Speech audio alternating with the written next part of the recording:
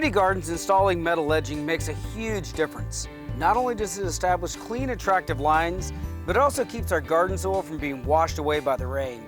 I found it quite easy to install, actually. First, we want to use an edging shovel to make a fine trench for the edging to sit in. From there, we want to use a piece of wood to hammer the edging into the trench to the desired depth. Lastly, we'll install the stakes to hold everything in place. It's a great afternoon project that does wonders for the garden.